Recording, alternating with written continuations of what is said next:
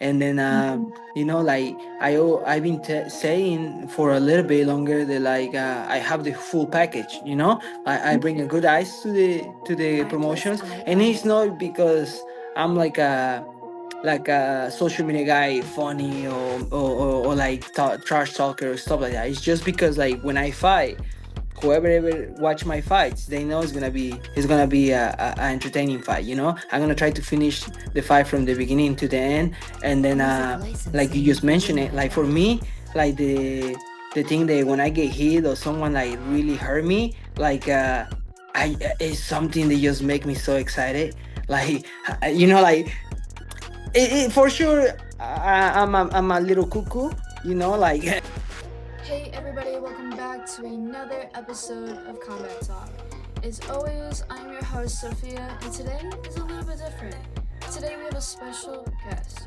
You might recognize him from UNF Fighting, and you might recognize him from his amazing, explosive, entertaining fights. He is a 5-time champ in UNF, and today we have the pleasure of talking to Gianni Vazquez. As always, make sure to hit the like, subscribe, comment, share the content, and make sure you hit the notification bell so you never ever miss another episode of Combat Talk. Without further ado, let's get into our interview. So, the first thing that I do want to get into with you is how did you get into MMA?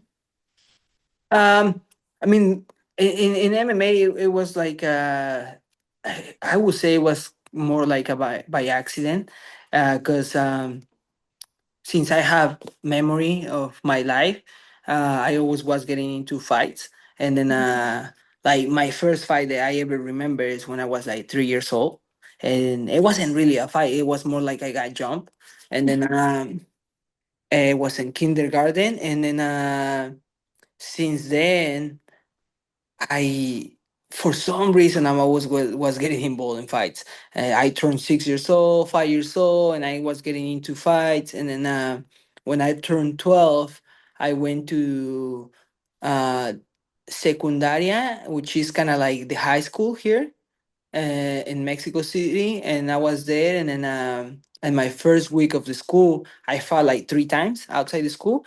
And then one of my classmates, he was a Golden Gloves, and then he come from a family of boxers. His dad was like a WBC champ in the 80s. His mom was a boxer. His brothers, his whole family. And then he saw me fight outside the school. He invited me to a boxing gym, and I started boxing at 12 years old. And then I do only boxing from like 12 to 15. And then I was getting ready to compete in the Golden Gloves. And then my friend and coach, uh, they left to China because they have business in China, and so they went to China. Then I find another boxing gym that I start training, and then at that gym, after the boxing at night, they were doing MMA. And then it was just like where my mom lives. It's like a small town and nearby the city. And then I was just like doing boxing all the time, asking for fights. The new coach, didn't want to take me to a fight and stuff like that. And I remember one time after it was like a Friday night after the boxing, the MMA guys they always see me training, being the first and be the last leaving the gym. So they invite me. They're like, hey, you wanna like train with us one day and do a sparring? And I was like, hey, I just do boxing, but I'm down to do sparring. I never say no to a fight. So then they invite me to do sparring rounds of striking first, and then like first we say we're gonna do a boxing round. I did like a boxing round. I was like 15, 16, 15. I was like 15. I did like a boxing round against a guy who was like 30, and I beat him, but that was only boxing, right? And then he was like, okay, we did boxing because you're a boxer, and then you got me, so let's do now like a the full striking, like a Muay Thai style. I'm like, okay, that's fair. Let's do it. And the guy started like throwing like a hooks, and when I was ducking under, boom, then they start landing the knees on my face, and then I got like a black eye, closed my eye, blood in my mouth, and then that was on Friday night. And that night I was like, I couldn't sleep. I was like, holy shit, I've been doing boxing for like 5 years. You know, I get always fights in the street, and I can beat people. I don't lose a fight in the street. I win my fights in boxing, and I was like, but how the fuck this guy just beat my ass like nothing? And then I couldn't sleep, and then boom, sure enough, on Monday I signed up for MMA, and I started doing MMA, and then after 3 months, then I did my first amateur fight. So you talk about how, I know we talked about it a little before we started. You love the pain, like feeling the pain from the fights. Do you think this will cause you to start fighting and take it more serious? I wouldn't say that I love the pain, but I love the challenge, which in the fighting aspect, pain brings the challenge, you know, because like if you don't feel pain, it means that like they don't hit you, you know, like they're not like in MMA, they don't either hitting you or they're not either like doing a submission on you, where like, you know, it like it inflicts pain, and then for me that's a challenge to like, for me the challenge, it comes for like with the pain, more like a, I don't want to feel it, so I can't allow this guy to hit me anymore. You know, so they hit me once, I can't allow that.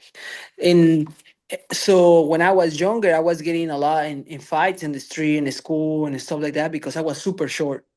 I mean, I'm not the tallest guy right now either. I'm like 5'8" in a good day, because sometimes they say I'm 5'7", sometimes they say 5'8". So you know, let's say we're gonna go to the 5'8", but I'm not the tallest guy. But the thing is that I didn't grow up.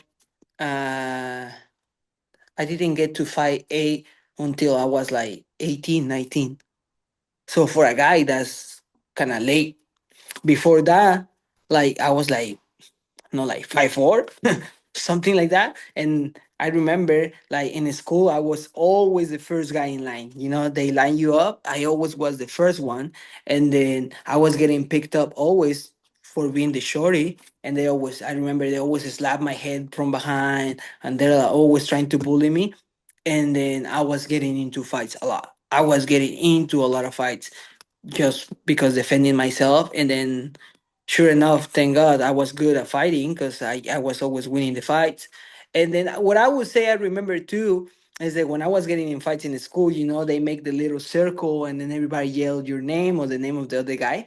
And since then, I remember I love that feeling. I love that feeling that like I knew like, okay, Gianni's gonna fight out, you know, when the class is over, they're gonna fight behind the classrooms. And then like I was like so excited about all those moments. I remember I used to have like a friend in like the high school.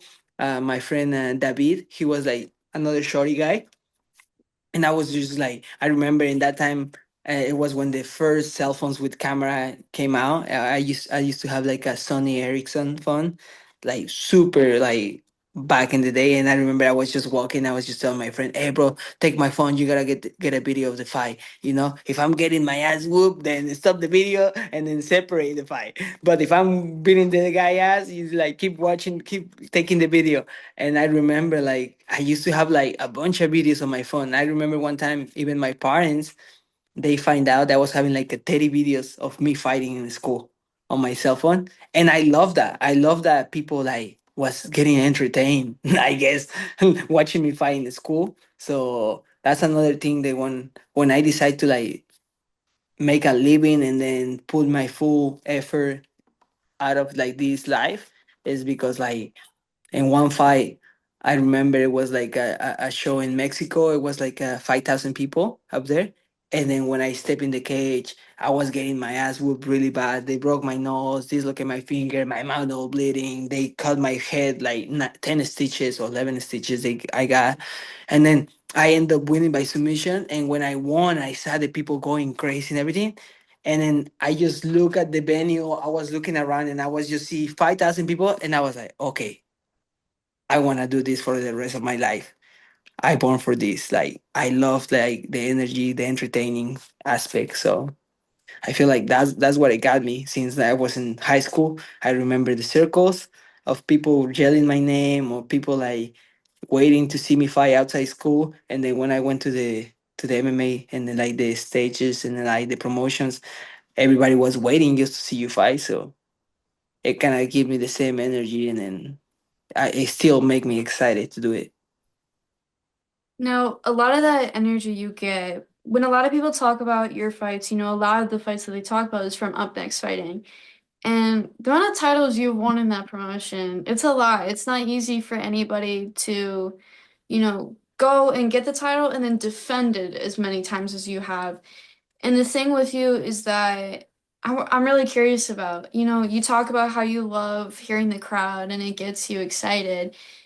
When you go into those fights, especially with the title fights, and you're defending not just yourself, but you're defending, all the people that support you, love you, and are cheering for you.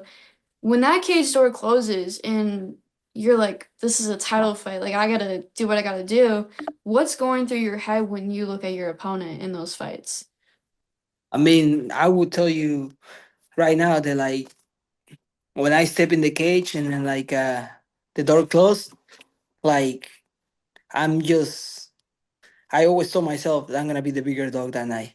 You know, that guy is trying to take my paycheck because that's the truth.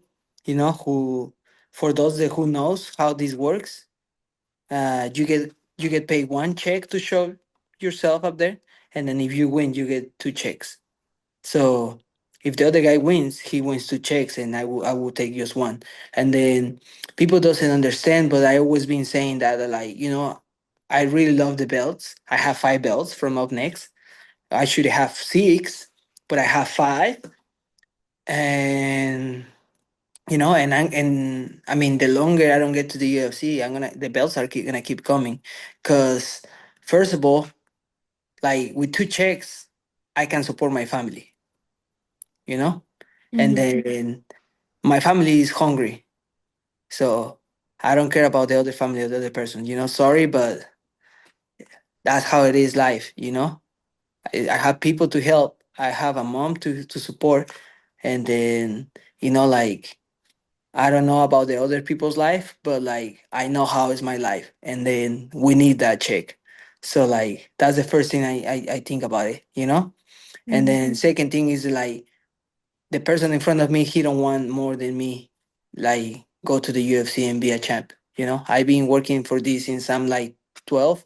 Like I've been fighting professional since I'm 17, and I still feel the same hungry or even more every single day. So when I see another guy in front of me, and I see him in the eyes, and I see him in the face, and I smell it, and everything, I was like, I know that guy doesn't want it more than me. And the last thing, to be honest, which is one of the things that I always mention it, they motivate me the more. Like, and that's the like maybe silly for a lot of people, but like it's the truth for me. Is like when I see the other guy in the cage, I'm just like I can't wait to beat his ass, because of that guy, I couldn't eat all the treats that I like in the last 2 months. You know, like it's no secret that as a fighter we have like eating disorders because we have to cut weight. And then fuck man, I'm a Mexican, which we love sweets in Mexico. And then like I love to eat. I love to like get sweets. I love to get a good like treats and then a lot of stuff. So like for 2 months, I'm not gonna be able to do it. And it's really hard when like you're not able to eat the things that you can buy. Because like for example, when it's moments in my life that I didn't have the money to buy food, to buy some stuff that I wanna buy, and then you don't feel bad because you don't have the money. But at this point in my life, I would say I'm pretty blessed that I have a good like work.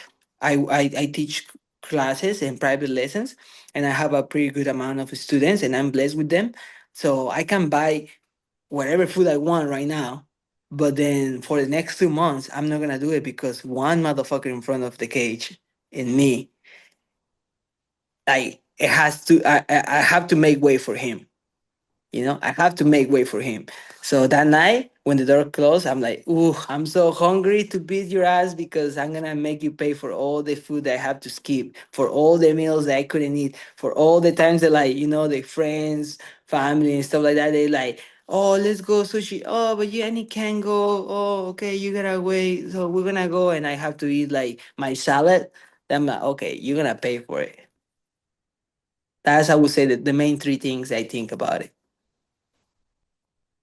We were talking about that earlier before we started the interview. And the one thing I also do want to talk about real quick, and it's funny today how we're hearing about, there's not a lot of entertainment, there's not a lot of superstars. Fighters are boring, they're getting cut for being boring. And the one thing I want to say is you're not boring. Like, if we all go and watch Gianni's fights, we all know this man is not boring. We know he's going to put on a show, not just for himself, but for everybody that's watching, no matter if it's through YouTube or in the event. But for you, when you hear that, how do you feel knowing, the UFC's looking at you and you get that call, like you are entertaining, you are the superstar. For you, how does that feel knowing that you're waiting just for that call to be in the UFC? I mean, I feel good, because I mean, I'm just gonna be waiting for the call. But then you don't get overexcited, I don't get overexcited about like anything, because like we all know how this works, and then sometimes they can tell you something, and then sometimes that can never happen, like it's like the jokes about the rankings in the UFC. Sometimes the rankings is just a number, but to be honest, it doesn't even like sometimes make sense, because other people that they're not like number one or number two in the rankings, they're fighting for the title. So it doesn't get me too excited. I feel like it's gonna get excited for sure when I have the contract from the UFC on my hands and I'm signing up.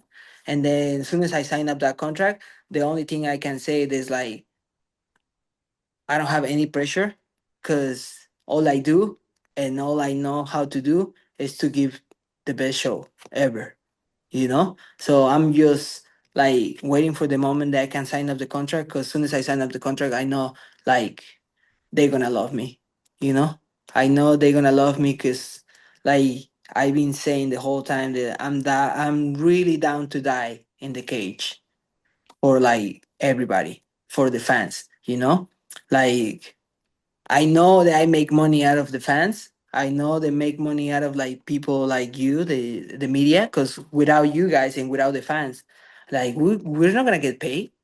You know, so like if you guys pay a lot of money to go see the fights, or if even you guys pay the pay-per-view to go see online, trust me, if some fighter know that, it's me, and I'm gonna put everything I have in my power to give you the show that you deserve. And then I know the UFC loves that. I know they love like the people they always say yes to fight. So I'm always gonna say yes to anybody, anywhere, and anytime. So like soon as I have that contract and in combat reality and I sign up, then we're gonna get excited, because like you guys gonna have a guy that's gonna be as busy as he can. The longer I stay healthy, I'm down to fight every single month, and then I'm down to giving the best fights for everybody. So I can't wait for that moment. Now, when we talk about the UFC, I know there's a lot of fighters that we talk about. Maybe there's not as mentally strong as you, or they just don't have what it mentally takes because it's not just a physical sport. For you, your mentality, what is it like for you when you get ready for these fights, and especially knowing, this is more, it's getting more serious. I'm waiting for the call. Your mentality, what makes you different from all the guys, either the guys that you fought or the guys that are in the bantamweight division or any division you fight in? I would say my mentality is always like hungry for more, and then like for the challenge, so like I say, the bigger the challenge, the more excited I get to train and get ready for. So like I ain't scared of nobody. Like my job is being a fighter. And then as I say, like I'm a full-time fighter. I'm ready to fight anyone, anywhere, anytime. So like that's the problem that I feel and I see a lot of times right now in these days with a lot of fighters, that they call themselves full-time fighters, but like they receive the call and they're like, oh, I can't fight because I have an injury. Man, we all fight with injuries. like we all fight with injuries. Like that's the reality of how it is. Like I choose this life, I choose to be a fighter, which is like nothing like easy for the body. So I already know when I retire and everything, my body's gonna hurt, but I don't care. I choose this life, you know? If you don't want to feel pain, if you don't want to deal with injuries through fight camps and then through fights, then go do something else, you know? Like, this is not for the weakness or for the weakest people. This is for the strong people, and the strong people always survive. And I'm a survivor. So, like, you know, my mentality is gonna be always go forward and then take any single challenge they put in front of me. It doesn't matter, you know. If the UFC call tomorrow and they call me for a title fight, I will take it because guess what? They think I'm on the level that like to fight for the title. Then you know when the close cage, we all have the same chances to win a fight. You know, I never underestimate nobody. I never underlook nobody. So, which for the same reason, I feel like never ever somebody should underestimate myself. You know, because like you know, like if you look at my record, I can finish people in 3 rounds. I can finish people in the first round. I can finish people with punches. I can finish people with submissions, and then I can finish. I can be in a long night, and I don't get tired. For me, the longer they get the fight, the better I get, the stronger I get. So you know, my mentality is always the same one. You know, I'm just gonna keep myself hungry, and that's what always is gonna keep me fearless. Now, when I do the research for the fighters and stuff, obviously I find the fights, but I'm also finding, the different interviews you guys do to see like maybe I can switch up things or maybe I can come up with my own things. The one thing too is I found some videos about from the Represent brand, and I thought it was awesome to see your story in those videos. And the one thing that I love seeing is your coach was talking about how you don't make excuses for yourself. You always thought it was stupid. Like, why would I make excuses for things that I did or things that happened that I knew could have happened anyways, but it is what it is. For you, how does that play a part in your fights, whether it's getting ready for the fights or in the fights where maybe you took a knee and you get knocked out, or you take a shot and it's like, oh, maybe I got myself hurt. For you, when you look at other people, especially the fighters that make excuses, how does that make you feel, especially mentally stronger or being like, yeah, I know I got this, dude. I just feel like making excuses is like lying to your own self, you know, and then lying to your own self is like one of the worst things you can ever do, you know. And being in this sport, being in this career, like I can't lie to myself, you know. If I'm suck at something, I need to tell to myself that I'm suck until I get better at, you know. Like my Muay Thai coach in Mexico, he's like my dad, Mario Gonzalez. I remember when I started training with him, is because I was meeting people through the sport, you know, and other gyms, and all the people that I met, they kick the best. They has the better technique at kicking and like the hardest kicks.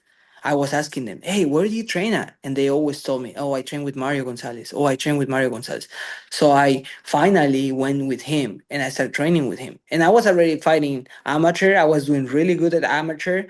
He knew I was good at amateur. I remember even he saw me fight one time in a tournament back in the day in Mexico, they have like a tournaments, amateurs, but they have like a jiu-jitsu, kickboxing, MMA the same day. And I was the kid that was signing for all of three. So you see me running in the mats, Gianni, and they grappling, and I was running. I was doing my grappling match, change, boom, run, and then I was like Gianni, kickboxing, and I was fighting kickboxing. Take it off the gloves, put the MMA gloves, Gianni. They call me, and I was fighting MMA, and I was doing all the martial arts in the same day, and I was fighting like a bunch of times. And then I remember he saw me fighting too, and then I started training with him, and then I'm not gonna lie, for 1 year probably, he was telling me every single day in the gym, man, your kick is sucks. Your kick is horrible. And he was telling me every single time, he's like, you kick horrible. Your technique is really bad. And then I was so mad. I was like, what the fuck is going on with this guy? He's like, I don't even know how you win fights if your like technique is really horrible. So for 1 year, he was telling me the same thing over and over and over. And then one day, I didn't listen to him anymore. That he was saying that, and I was like, "What the fuck? He's not telling me anymore. Like I kick bad." And I was like, "What the fuck? Why he don't say anything?"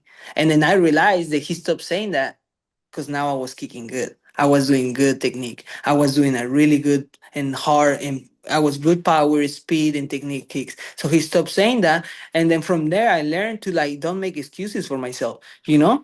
Like if something is bad, we accept it. I have to be the first one to recognize my mistakes and to recognize the problems I have in order to get better at, in order to correct those things.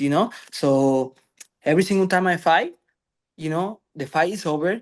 We go eat. We always go eat. We have some hamburgers. I like to have a milkshake after the fight. And then I go home, I shower, and then I don't sleep. The fight night, I don't sleep. What I do, I just grab my phone and I watch my fight, like, I don't know, like probably like 4 times, 5 times. Right after the fight, I watch the fight and I start like doing my notes, what I do bad, what I could do better, what mistakes.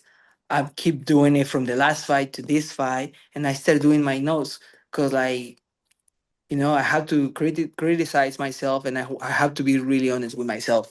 So for those people that make excuses, for me, those people, that's why they're suck, you know because they're lying to themselves. They don't recognize like their problems, and then that's not gonna help you, and it's not gonna help you in the sport, and it's not gonna help you in life. So the first thing to get better is recognize what you're bad at and then work on it. So I'm always honest with myself, and I'm always down to. And another thing is, I'm always open to listen to people. You have to know who you have to listen. That's one thing, because I'm not gonna listen to the casuals, but I trust my coach. I trust my other coach from Mexico. He's like my dad. If one day they call me and they told me you're doing wrong this, even if I don't think I'm doing it wrong, I'm gonna believe it. Because first, I choose them as a coaches. And since I choose them as a coaches, I trust those guys with my eyes closed. That whatever they say is gonna be the best for me. So of course I'm gonna listen to those people. I'm gonna listen to the people that I trust, and then if they say they see some mistakes on me, or they see I'm doing something wrong that I shouldn't, then I'm gonna listen to them. Now, when we talk about that, the one thing too is there's a lot of fake people in this industry and in the MMA world. And there's a lot of people that will come in and say, "Oh my God, Gianni, like, hey, how are you doing? Like, I haven't seen you." How this dude is. Like, why would I talk to you? So the one thing too is, you're becoming a lot more popular and not in a bad way, but I'm saying your fights are getting attention, you're getting more attention because everybody wants to see you strive and do good things. What is that feeling knowing more people are more aware of who you are, want to see you do good? I mean, I feel just blessed, to be honest. I feel like that's a blessing. That like in the last 2 months, for example, I feel like a lot of more recognition for people on social media for sure. Like a lot of people they mention my name in the UFC post. It's a lot of people they tagging my name on the UFC post that they want to see me. A lot of people that they message me from a different parts of the world. And then it was funny because last month it was like a few times a lot of people recognized me on the street, that they were talking to me and they say, "Hey, you're the one that fights here in UNF. Oh, you're the champion, right? Oh yeah. Oh man, keep it up." And it feels good. Like I say, like it's good to feel like the recognition because like I've been working so hard in so many years for this. So finally, I'm getting that recognition. Finally, like people is like like putting my name where it's supposed to be. It feels nice and everything, but like I keep myself really I keep my feet really really good on the ground. I don't let those things to like get to my head and then think that I'm like superior of something, because one of the things that I hate well, probably the thing that I hate the most in this life is like when people thinks they're like better than others. I hate that thing. So like for sure, like start getting famous is good for the sport. Is good for my brand, you know. But like as a person, I'm the same person. I'm gonna talk the same way like with somebody that I just met, and then with somebody that like I have like years. like to know that person, I always talk the same, like if people say hi to me nicely, I say hi to them nicely. And then, like when I leave a place, I say bye. But like I'm not like too crazy about like people asking my name or like, like getting like super famous. It's just like I'm just happy that finally I'm getting the recognition for all the work that I've been putting after all these years. Well, the last thing that I want to ask is, there's a lot of people that are wanting to do this sport and actually fight, whether it's in MMA or compete in jiu-jitsu. For those people, what is your advice to them?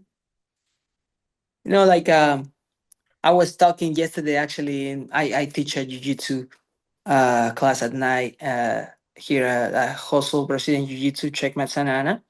And then I was talking to one of the guys that show up to my class, because I was, hey brother, when you gonna compete this year? And he was like, hey man, I first I need to lose some weight because I gained some weight, blah blah blah. I need to go back in shape. And I was like, man, just compete at the way you are right now. Who cares?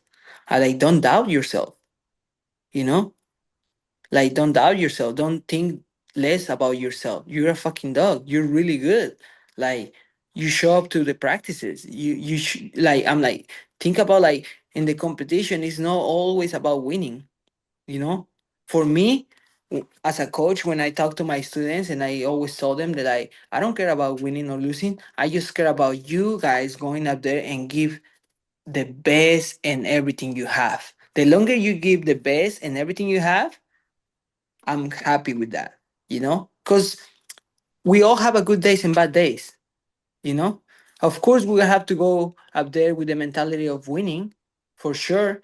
But like, you gotta understand, there's a good and bad days, and those days they're not gonna change who you are, and they're not gonna change who loves you. You know, like as a coach, I love all my students, and then I lose, it's not gonna change the way I see them.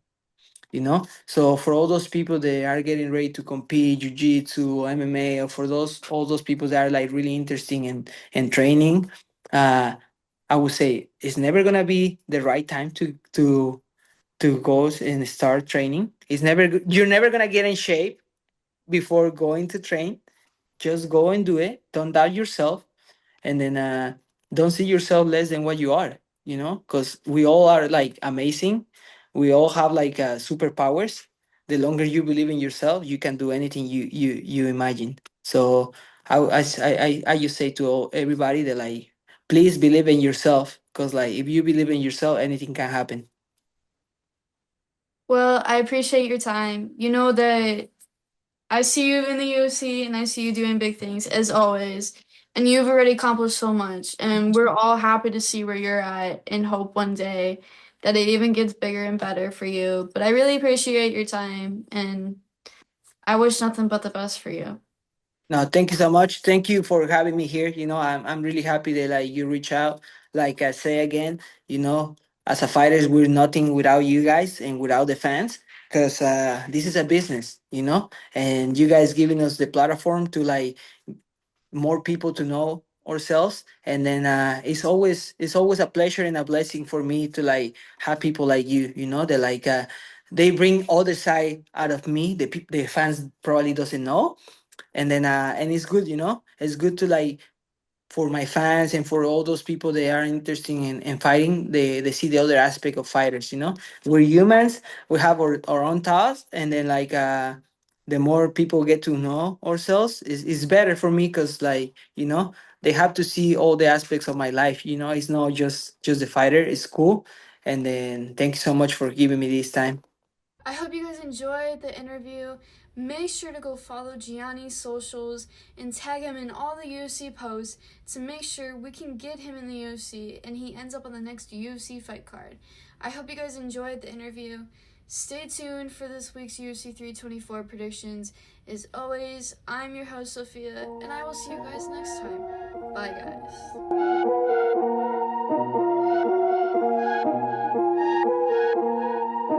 Artlist.io